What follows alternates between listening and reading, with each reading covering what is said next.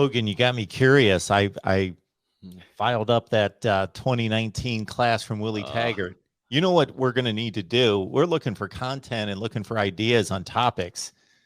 We should start with I guess, the 21 class, since guys are already transferring. Start with the 21 class, take a class each week, run through the class, look at each player. What happened to this dude? Was he a 4-star bust? Was he a 3-star? Man, he's turned into an impact player. What happened to him? Look at everybody, just to see how these rosters are constructed and how they've worked out. What I would love, and I say this all the time, and this would be a ridiculous project for somebody to take on, but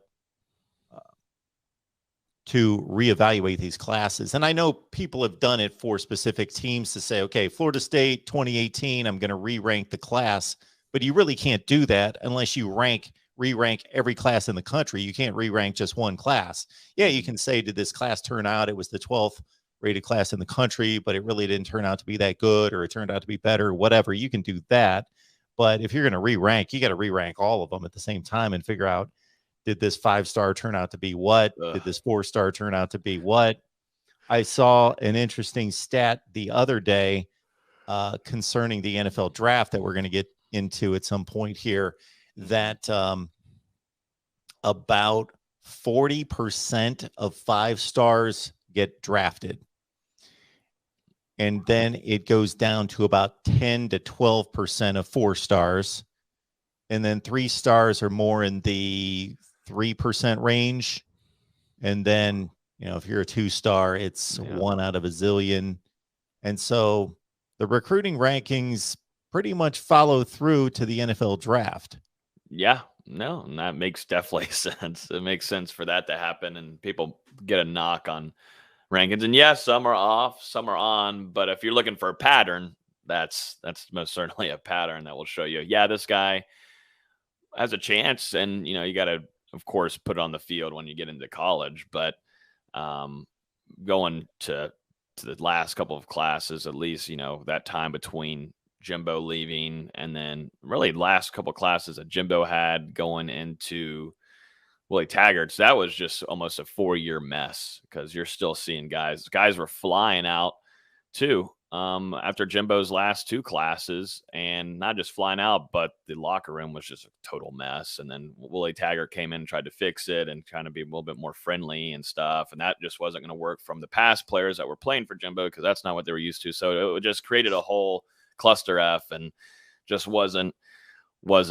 pretty. And that makes sense. I know we have this whole summer to talk about it, but it's crazy how many guys are leaving the program. And that's something Norvell, as his biggest thing was cleaning up that locker room. That's been done. I think now, in my opinion, I think he's preparing for 2023. I think he really liked what he saw this spring.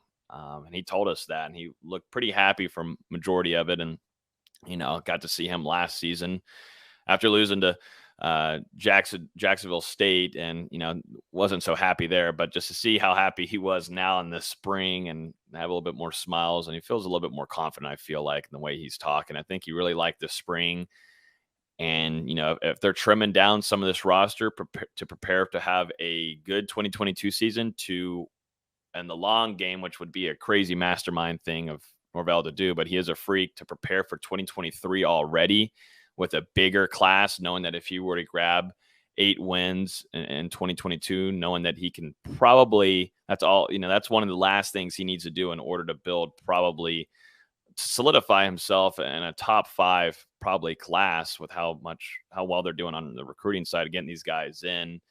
That's probably going to help him close if he's winning these games. He might be thinking a little bit more ahead of us, because trimming some of these guys off seems a little tough, and you want to have these guys for depth, but he's seeing something that maybe we're not, and he could be looking ahead to 2023. So that's just something I've kind of had in the back of my brain. That would be a crazy smart move from him, because he did say the spring camp, that was the best spring camp they've had, and he feels really, really confident. We can only imagine what else is in the back of your brain, Logan. That might be a scary project to delve into. You and I both. Yeah. Oh man, yeah, and definitely looking at this 2019 class. You mentioned 10 guys left. It's a decent list of contributors in regards to who stepped up as transfers. So Jayshon Corbin was a transfer in that class. Jordan Wilson, Miko Dotson, Devontae Love Taylor. So they also picked up some pretty productive players as well. But yeah, going through each class, I'm going to make that, I think, our project over the summer. That would be pretty intriguing. Let's do it.